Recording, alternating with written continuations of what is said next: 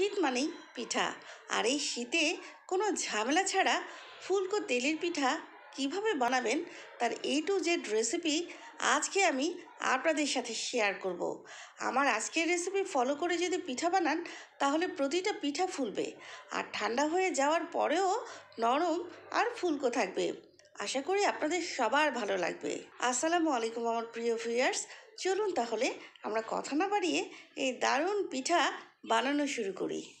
প্রথমে একটা বাটিতে নিয়ে নিচ্ছি 1 কাপ পরিমাণ শুকনা চালের গুঁড়া, 1/4 কাপ ময়দা আর সামান্য লবণ। এখন একটু মিশিয়ে নিচ্ছি।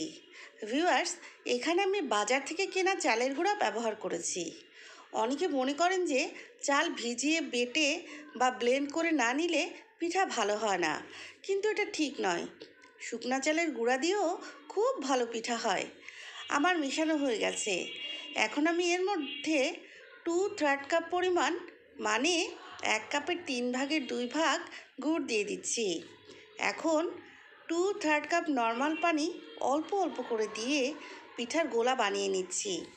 আর এই গোলানোর কাজটা আমি হাত দিয়ে করব। হাত দিয়ে পিঠার ব্যাটার গোলালে এটা খুব স্মুথ হয় আর পিঠাও সুন্দর ফুলে। এখানে আমি পাটালি গুড় গ্রেটার দিয়ে গ্রেট করে নিয়েছি, যাতে ভেতরে কোনো বড় দানা না থাকে। আপনারা চাইলে জাল দিয়েও গুড় গলিয়ে নিতে পারেন। এরকম টিপস সহ দারুণ দারুণ রেসিপি পাওয়ার জন্য মাহিস কিচেন চ্যানেলটি সাবস্ক্রাইব করতে পারেন। আর আমার আজকের পিঠার ভিডিও যদি পছন্দ হয় তাহলে একটা লাইক দিতে পারেন, ফ্রেন্ডস অ্যান্ড ফ্যামিলির সাথে শেয়ার করতে পারেন, আর কমেন্ট করে আপনার মূল্যবান মতামত জানাতে পারেন।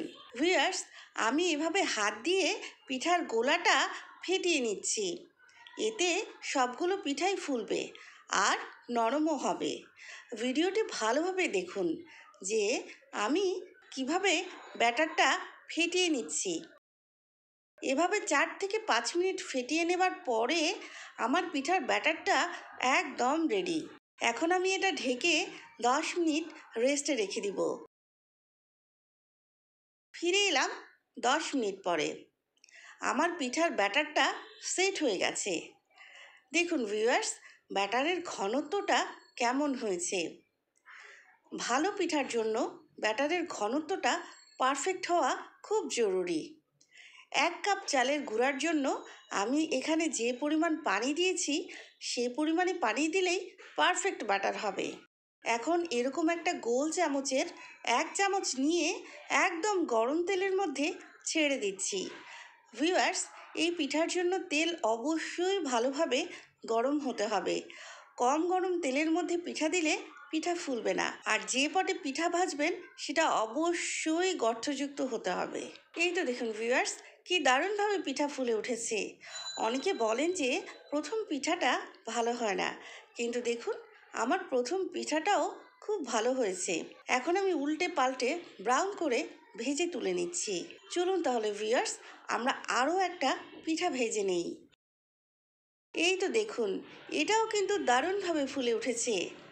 এভাবে আমি সবগুলো পিঠা ভেজে নিয়েছি। দেখলেন তো ভিউয়ার্স, 1 কাপ চালের গুঁড়া দিয়ে আমি এখানে 7টা দারুণ ফুলকো পিঠা বানিয়েছি।